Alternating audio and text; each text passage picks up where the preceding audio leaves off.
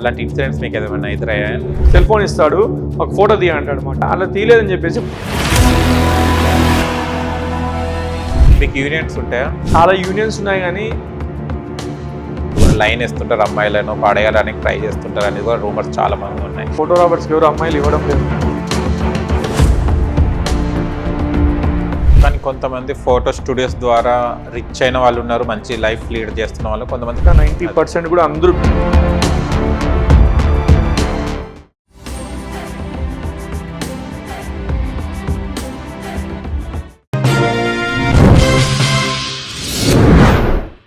Hi hello నమస్తే, welcome to social post. నేను మీ anchor పప్పు. మా ఛానల్ని సబ్స్క్రైబ్ చేసుకుంటే ఇంకా సబ్స్క్రైబ్ చేసుకోండి, మళ్ళీ ఆలస్యం ఎందుకు. ఈ రోజు మనతోని స్పెషల్ గెస్ట్ ఉన్నారండి.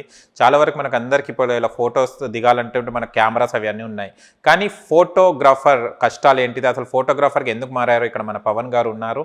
అండ్ ఫోటోగ్రాఫర్స్ మీద ఫొటోస్ ఇది అని దాని మీద చాలా వీడియోస్ తను చేస్తుంటారు. తను ఎందుకు సపోర్ట్ చేస్తున్నారు, అసలు ఏంటిది బాధ, అది పవన్ బాధ ఏంటిదో తన మాటలు తెలుసుకోవడానికి ప్రయత్నిద్దాం. హాయ్ పవన్ గారు. హాయ్ అండి, నమస్తే. చాలా వరకు చూసి ఫోటోగ్రాఫర్స్ పాపం వెయిట్ చేస్తుంటారు, వాళ్ళకి కూర్చోడానికి కూడా సరిగ్గా ఉండదు. అప్పుడు ఎలా అనిపిస్తుంది మీకు? అలాంటి ఇన్సిడెంట్స్ మీకు ఏమైనా ఎదురయ్యాయా? యాక్చువల్గా చాలా ఫేస్ చేస్తున్నాము. అంటే ఇంతకుముందు యాక్చువల్గా మన సొసైటీలో ఫోటోగ్రాఫర్కి చాలా అంటే చాలా ఇంపార్టెన్స్ ఉండేది. అది ఇంటికి వస్తే ఒక కొత్త అల్లుని చూసుకున్నట్టు చూసుకునేవాళ్ళు. ఇంతకుముందు సపరేట్ రూమ్ అవన్నీ సపరేట్గా అరేంజ్ చేయడం కానీ, అతను మంచిగా ట్రీట్ చేయడం కానీ. ఇప్పుడు రాను ఏమైపోయిందంటే అసలు ఫోటోగ్రాఫర్ అంటే అసలుకి ఒక మనిషిలాగా ట్రీట్ చేయడం లేదు. ఎందుకంటే మనకు డబ్బులు ఇస్తున్నాం, పే చేస్తున్నాము, అతను ఏదో పని చేసే వచ్చినట్టుగా ఉంది. యాక్చువల్గా ఫోటోగ్రాఫర్ పని చేయడానికి రాడు, తన స్కిల్ని నమ్ముకొని ఆ స్కిల్తో మీకు మంచి మంచి ఫొటోస్ తీసి మీ మెమొరీకి ఇవ్వడానికి మేము దానికి కొంచెం డబ్బులు తీసుకుంటాం. ఒకవేళ మేము పని చేస్తామంటే ఎట్లంటే అట్లా తీసేసుకొని మనం ఫొటోస్ ఇచ్చేయచ్చు. కానీ అక్కడ నిజంగానే మేము మనస్ఫూర్తిగా మీ సంతోషమైన మూమెంట్స్ మేము క్యాప్చర్ చేసుకుంటాం. ఎందుకంటే మీకోసం వెయిట్ చేస్తుంటాం, మీకోసం మాత్రమే ఆ 2 days మేము వర్క్ చేస్తాం. అది వాళ్ళు మైండ్లో పెట్టుకోరు అనమాట. ఏదో అందరికీ ఇచ్చినట్టుగానే, అంటే ఆ ఈవెంట్స్లో అందరూ వచ్చినట్టుగానే ఫోటోగ్రాఫర్ కూడా ట్రీట్ చేస్తారు. అది చాలా నాకు నిజంగా చాలా బాధ అవుతుంది. ఎందుకంటే ఇప్పుడు మనం మీరే చూసింటారు, ఈవెంట్కి ఎంతో ఫుడ్ వేస్ట్ అయిపోతుంది. రకరకాల ఫుడ్ చేపిస్తారు, మేము అన్ని వంటకాలు చేపించినాం, మినీ స్వీట్స్ చేపించినాం అంటారు, అన్నీ అక్కడే పడేస్తారు. ఈ కొంచెం కౌంటర్ దాటంగానే వేస్ట్ అయిపోతుంది ఫుడ్ అంతా. డెకరేషన్ కూడా అంతే, ఆ ఫ్లవర్స్ చేపించినాం, ఈ ఫ్లవర్స్ చేపించినాం, అది ఇదని చెప్పేస్తారు. అది ఈవెంట్ అయిపోయిన వెంటనే అక్కడ మొత్తం అన్ని వేస్ట్ చేసి పంపించేస్తారు. లైటింగ్ డెకరేషన్ కావచ్చు, ఏదైనా కావచ్చు, అన్నీ కూడా 1 or 2 daysలో అక్కడ కంప్లీట్గా అక్కడ పడేసి పోల్సిండేది, ఎంత పెద్ద ప్రోగ్రామ్ అయినా కూడా. కానీ ఓన్లీ సత్యంత వరకు మోసేది మా మెమరీస్ మాత్రమే అనేది గుర్తుపెట్టుకోరు. అన్నిటినీ క్యాప్చర్ చేసేది మేమే, కానీ మమ్మల్ని వాళ్ళు ఒక పెద్ద బరువుగా చూసారు. అప్పటికి డిఫరెన్స్ అదేనా? చాలా ఎందుకు అలా కావచ్చు? ఎందుకు ఇప్పుడు అంత మైండ్ సెట్ అలా అయిపోయింది ఇప్పుడు? ఎందుకంటే ఈజీ అయిపోయింది ఫోటోగ్రఫీ అనేది.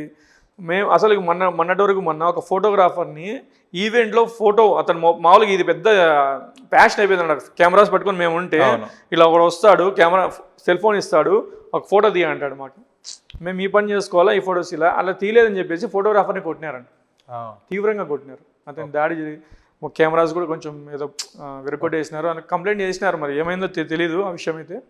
ఇలా అయిపోయినారు, అంటే ఎంత భద్రత లేకుండా అయిపోయింది ఫోటోగ్రాఫర్స్. చూడండి, ఒక ఈవెంట్లో మేము మా పని మేము చేసుకునే వాళ్ళకి వాళ్ళు ఏదో పని చెప్పినట్టు మేము చేయకపోతే మా మీద దాడి చేస్తున్నారు. ఇలాంటి పరిస్థితుల్లో ఉన్నాం చూసుకోండి ఫోటోగ్రాఫర్. నిజంగా ఫోటోగ్రాఫర్ అనేవాడు చాలా భయస్థుడు. ఎందుకంటే అతను మంచిగా ఎప్పుడు ఫోకస్ అంతా ఫొటోస్ తీయాలా, మంచి మెమోరీస్ కస్టమర్కి ఇవ్వాలా. మనం వాళ్ళు ఎంత డబ్బులు ఖర్చు పెట్టినారంటున్నారు మీరు, వాళ్ళకి మనం అంతే బ్యూటిఫుల్గా మనం మెమోరీస్ ఇవ్వాలి. కాబట్టి మనము ఆ వర్క్ మీద ఫోకస్ చేసినప్పుడు ఎవరో వచ్చి మొబైల్స్ ఇవ్వడము, ఫొటోస్ తీయమని అడిగితే ఒకటి తీస్తాం, 2 తీస్తాం, మీకు పొరపాటున అక్కడ ఏదైనా మంచి ఫోటో మిస్ అయిపోతుంది అన్నట్టు వీళ్ళేం ప్రాబ్లం పడరు. వాళ్ళు అడుగుతారు మమ్మల్ని, ఆ రోజు ఎందుకు ఫోటో తీయలేదంటే మేమేం చెప్పాలి సమాధానం చెప్పండి. కాబట్టి మా పని మాకు చేసుకొని మేము అడిగినందుకు మమ్మల్ని కొట్టాడు. చూడండి, మీకు యూనియన్స్ ఉంటాయా? చాలా యూనియన్స్ ఉన్నాయి, కానీ అంత వర్కింగ్ కండిషన్లో లేరండి. చాలామంది, తక్కువ మందే మనస్ఫూర్తిగా పనిచేస్తున్నారు. చాలామంది ఇక్కడ కూడా అన్ని బయటలాగానే రాజకీయాలు అయిపోయినాయి. అంటే ఇప్పుడు ఈ ఇష్యూ మీద మీరు ఎప్పుడైనా కూడా మీరే మాట్లాడుతున్నారు కదా, చాలా మంది ఫోటోగ్రాఫర్స్ ఉన్నారు, చాలా మంది యూనియన్స్ లో కూడా మెంబర్స్ ఉంటారు. పవన్ అనే వ్యక్తి ఎందుకు దీనికి బయటకు వచ్చి అట్లనే ఏం లేదు, పవన్ అనే వ్యక్తి అనే కాదు, కానీ అంటే నేను ఒక కామన్ ఫోటోగ్రాఫర్గా నేను ఒక ఫోటోగ్రాఫర్ బాధపడతా అంటే చూసి నేను ఒక వీడియో రూపంలో చేయడము, అది అందరికీ రీచ్ అవ్వడము, దానివల్లే తెలిసిందేమో. కానీ నేనైతే నిజంగానే ఫిజికల్ ఎక్కడ పోరాడలేదు. భవిష్యత్తులో ఏమన్నా మేబీ పోరాడాల్సి వస్తుందో పోరాడుతుంది ఖచ్చితంగా ఫోటోగ్రాఫర్స్ కోసం అయితే కూడా. నేను చాలామంది ఉన్నారండి ఫోటోగ్రాఫర్ యూనియన్లో కూడా, చాలా మంది పెద్ద వాళ్ళు మంచి చేసిన వాళ్ళు ఉన్నారు, చాలా రకరకాలుగా. ఇక్కడ తెలంగాణలో ఉన్నారు, ఆంధ్రాలో ఉన్నారు. వాళ్ళు ఫేసెస్ బయటకు కనిపించిన ఫోటోగ్రాఫర్స్ చాలామంది తెలుసు అండి. చాలామంది ఉన్నారు మంచి చేసిన వాళ్ళు, ఫోటోగ్రాఫర్స్కి ఇన్సూరెన్స్ చేయించే విధానంలో కానీ ఇక్కడ హుసేన్ సార్ అని చెప్పేసి ఉన్నారు, చాలామంది ఉన్నారు అట్లా ఇన్సూరెన్స్ చేయించడం కానీ మంచి పనులు చేసేవారు ఉన్నారు. అంటే సీజన్ ఉంటేనే ఫోటోగ్రఫీ అవన్నీ వర్క్ ఉంటుంది, సీజన్ లేనప్పుడు మీకు ఎలా వెళ్ళడం, ఏమైనా జాబ్ చేస్తుంటారా లేకుంటే ఏమైనా వర్క్ చేస్తుంటారా? లేదండి, ఫోటోగ్రాఫర్ ఎప్పుడైనా ఒకటి ఫోటోగ్రఫీ మీద డిపెండ్ అయి ఉంటాడు. దీనివల్ల కూడా చాలా ప్రాబ్లమ్స్ వస్తున్నాయి. ఎందుకంటే ఒక సీజనల్ బిజినెస్ కాబట్టి మనకి ఒక వెడ్డింగ్స్లో మాత్రమే మనము ప్రోగ్రామ్ చేసుకుంటాను, మిగతా చోట ఏమీ చేయడం లేదు. అంటే ఖాళీ టైంలో ఎడిటింగ్ అవి చేసుకుంటాం కానీ పూర్తి స్థాయిలో ఫోటోగ్రఫీని వదిలేసి పక్కన ఇంకొక జాబ్ అయితే చేసుకోవడం లేదు. దీనివల్ల కూడా నిజంగా నష్టపోతున్నాడు ఫోటోగ్రాఫరు. నేను చెప్పడం పర్సనల్గా ఏంటంటే ఒక ఫోటోగ్రాఫరు ఇంకొక బిజినెస్ చేయడం కూడా బెటర్. అంటే సెకండ్ సోర్స్ ఏదన్నా ఒకటి పెట్టుకోవడం అనేది చాలా మంచిది అనుకుంటున్నాను నేను కూడా. పవన్ గారికి సెకండ్ సోర్స్ ఏముంది ఫోటోగ్రఫీ కాకుండా? నేను ప్రెజెంట్ అయితే సెకండ్ సోర్స్ ఏం పెట్టుకోలేదు ప్రెజెంట్, అదే నా ఫ్యూచర్లో చేయాలనుకున్నాను. కానీ ఫోటోగ్రఫీని వదిలి నా టైంని ప్రత్యేకించి దానికోసం కేటాయించలేకపోతున్నాను అనమాట. సంబంధాలు చూసినప్పుడు ఫోటోగ్రాఫర్ అంటే చిన్న చూపు చూసి సంబంధాలు పోయిన సందర్భాలు కూడా చాలా ఉన్నాయి, దీనికి ఏమంటారు మీరు? నిజం, ఇది చాలామంది ఇప్పుడు పెద్ద ప్రాబ్లం అయిపోయింది. ఫోటోగ్రాఫర్స్కి ఎవరు అమ్మాయిలు ఇవ్వడం లేదు. అదే మామూలుగా ఇప్పుడు వచ్చే అప్కమింగ్ ఫోటోగ్రాఫర్స్ తెలియదేమో కానీ ఆ విషయము కొంచెం డీప్గా వెళ్తే ఆ విషయం ఉంది, చాలా చోట్ల ఉంది. కొన్ని చోట్ల ఓకే, కొంతమంది అర్థం చేసుకునే వాళ్ళు అయితే ఇస్తున్నారు. మేబీ ఆ ప్రాబ్లం ఎట్లా ఫేస్ చేయాలో మనకు తెలియడం ప్రెజెంట్. ఓకే, అది ఎందుకు అలా ఒక ఉందో తెలియదు. మరి ఫోటోగ్రాఫర్ చాలా వరకు చూస్తే కనుక అమ్మాయిలు ఎక్కడ కనిపిస్తే అక్కడ ఫొటోస్ దింపుతారు కానీ అబ్బాయిలను మాత్రం పట్టించుకోరు. ఎందుకు ఆ ఫోటోకి అబ్బాయికి సంబంధం లేకుండా ఉంటుంది? చాలా వరకు అమ్మాయిలు కనిపించగానే నిలబడిపిచ్చి స్టిల్ ఇట్లా మేడం అలా మేడం అంటారు. అబ్బాయిలు ఒక ఇట్లా ఫోటో దిగమంటే వీడెందుకు వచ్చారా అన్న కాడికి చూస్తారు. ఏంటిది అసలు? అట్లేం ఉండదండి. ఎందుకంటే మామూలుగానే మనకి అబ్బాయిల కన్నా కూడా అమ్మాయిలకి ఫోజెస్ ఎక్కువ ఉంటాయి. మీరు బయట గమనించినట్టయితే మనం బట్టలు మనకన్నా కూడా వాళ్ళకే ఎక్కువ ఉంటాయి. మోడల్స్ కావచ్చు, డిఫరెంట్ కలర్స్ కావచ్చు. అలాగే మనం ఈ ఫోటోగ్రఫీలో కూడా అబ్బాయిలకి ఫార్మల్గా 4-5 ఫోటోలు తీసి సరిపోతుంది. కానీ అమ్మాయిలకి వాళ్ళు కూడా 4-5 ఫోటోలు తీస్తే ఒప్పుకోరు. మినిమం వాళ్ళకి 10 స్టిల్స్ పెట్టించి ఒక 20 ఫోటోలు తీస్తేనే వాళ్ళు కూడా సాటిస్ఫై అవుతారు అనమాట. ఓకే, మాకు తీసారు ఫోటోస్ మంచిగా అని చెప్పేసి. మామూలు మీరు బట్టలు సెలెక్షన్ కూడా మనకి డిఫరెన్స్, మహిళలకు వేరే డిఫరెన్స్ ఉంటుంది. మనం ఏదో 2-3 డ్రెస్సులు చేస్తేనే ఓకే ఇది బాగుందని చెప్పి చేస్తాం. కానీ లేడీస్ ఆ విధంగా కాదనమాట. మినిమం ఒక 1/2 అవర్ 1 అవర్ షాపింగ్ చేస్తూనే ఉంటారు. అదేవిధంగా వాళ్ళు కూడా మేము ఫొటోస్ తీయడానికి వెళ్తే మమ్మల్ని ఒక 10 నిమిషాల్లో పంపించారు. మినిమం ఒక 1/2 అవర్ మినిమం 1 అవర్ కూడా ఒకసారి వాళ్ళతో మనం స్పెండ్ చేయాల్సి వస్తుంది మంచి ఫోటో కోసం. ఇది బాగాలేదు డిలీట్ చేయి, ఇది బాగా డిలీట్ చేయడం వెళ్ళిపోతుంది. ఫోటోగ్రాఫర్స్ ఆ మ్యారేజ్లో కానీ ఎక్కడైనా వెళ్ళినప్పుడు కూడా లైన్ ఇస్తుంటారు, అమ్మాయిలను పాడేయడానికి ట్రై చేస్తుంటారు అనేది కూడా రూమర్స్ చాలా మంది ఉన్నాయి.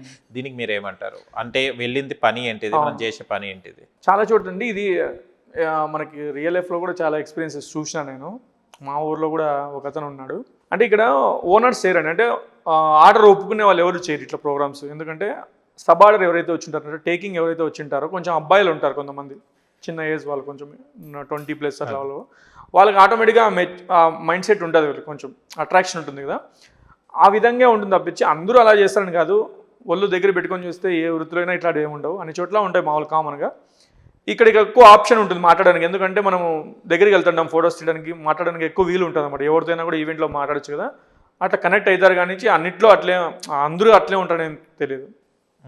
నిజంగానే మా ఊర్లో కూడా జరిగింది. పెళ్లి కూతునే లేపుకోపోయినాడు మా ఫోటోగ్రాఫర్. అతని లైఫ్ ఇప్పుడు పూర్తిగా స్మాష్ అయిపోయింది. అంటే చేసింది తప్పు కదా, అట్లా అంటే ఉంటాయి రియల్ స్టోరీస్ చాలా ఉంటాయి ఇట్లా. అదే అంటున్నాను, చాలా వరకు కొంచెం భయపడతారు ఫోటోగ్రాఫర్ అనగానే. మనకు తెలిసిన అబ్బాయిలనే పెట్టుకోవాలి, తెలిసిన టీంనే పెట్టాలి దగ్గర, నీకు తెలుసా రావాడు అని అడుగుతారు ఎవరైనా కూడా. అంటే నిజంగానే కొత్త వాళ్ళని ఎవరిని అంత ఈజీగా నమ్మితే ప్రాబ్లం. ఎందుకంటే ఇక్కడ తక్కువ రేట్ అని చెప్పేసి, ఇంకోటి వచ్చేసి సోషల్ మీడియాలో ఎవరైతే హైలైట్ ఉంటారో వాళ్ళని నమ్మడము ఇలాంటివి చేస్తూ ఉంటారు. ఫొటోస్ చాలామంది ఎవరో తీసిన ఫొటోస్ కూడా వీళ్ళ పేరు పెట్టుకొని అప్లోడ్ చేస్తుంటారు సోషల్ మీడియాలో. అదే కదా ఒరిజినల్ కంటెంట్ని మనం తీసిన ఫొటోస్ ఎలా తీస్తామో అలా అప్లోడ్ చేసిన వాళ్ళకి ఆల్రెడీ ఇంతకుముందు హిస్టరీ ఉండే వాళ్ళని చూసుకొని వాళ్ళు ఫోటోగ్రఫీ సెలెక్ట్ చేసుకోవడం బెటర్ ఉంటుంది. ఎందుకంటే కొంతమంది అడ్వాన్స్ ఏపీ చేసుకున్నాక అసలు ఆ పేజే ఉండదు, ఇన్స్టాల్ ఐడీనే ఉండదు వాళ్ళది, అడ్వాన్స్ ఒకటి వచ్చేసి ఉంటుంది అంతే. మీరు ఇది రేజ్ చేసినప్పుడు ఇన్స్టాలో కానీ యూట్యూబ్లో కానీ రేజ్ చేసినప్పుడు మీరు ఎలా సపోర్ట్ పొందారు? అంటే ఫస్ట్ ఆఫ్ ఆల్ నేను జస్ట్ ఫోటోగ్రాఫర్స్కి నాకు తోచిన సలహాలు, అంటే నేను కూడా అట్లా కష్టపడినాను, ఎవరు నాకు ఫోటోగ్రఫీ నేర్పలేదు అనమాట. ఎవరి దగ్గర వెళ్తే తమ్ముడు నువ్వు ఫస్ట్ ఈ పని చేసుకో మళ్ళీ చూద్దాంలే అని చెప్పేసి అలా డిపెండ్ చేసేవాళ్ళు.